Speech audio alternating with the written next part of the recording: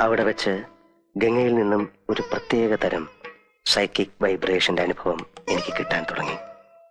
വേദനയോടെ ഞാൻ മനസ്സിലാക്കി, ഞാൻ അന്വേഷിച്ച് നടക്കുന്ന മാടമ്പിള്ളിയിലെ യഥാർത്ഥ മനോരോഗി എന്റെ അടുത്ത് നിൽക്കുന്ന ഗംഗയാണെന്ന്. ഗംഗയിൽ എന്തുകൊണ്ട്, എവിടെ വെച്ച്, എങ്ങനെ ഈ രോഗം ഉടലെടുത്തു? ഒരിക്കൽ നീയുമായിട്ടുള്ള വിവാഹാലോചന വരെ എത്തിയ ശ്രീദേവിയുടെ സാന്നിധ്യമാണോ ഗംഗയുടെ രോഗകാരണം?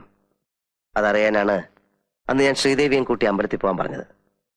പക്ഷെ ഗംഗയ്ക്ക് അതൊരു പ്രശ്നമേ അല്ലെന്ന് എനിക്ക് വളരെ വ്യക്തമായി. പഴങ്കഥയിലെ നാഗവല്ലിയുടെ ഒരു കാര്യം പറഞ്ഞ് ഗംഗയെ പ്രകോപിപ്പിക്കാൻ ഞാൻ ശ്രമിച്ചു. നാഗവല്ലിയുടെ ചിലങ്കയെ ചൊല്ലി എന്തൊക്കെയോ പറഞ്ഞ് ഞാൻ ഗംഗയോട് എതിർത്തു. ഗംഗ പ്രതികരിച്ചു, അതിശക്തമായി, അസാധാരണമായി. അപൂർവമായ ഒരു മനോരോഗത്തിന്റെ അഗ്നികുണ്ഡങ്ങൾ ഗംഗയുടെ കണ്ണുകളിൽ ജ്വലിക്കുന്നത് ഞാൻ ആദ്യമായി കണ്ടു. ആ നിമിഷം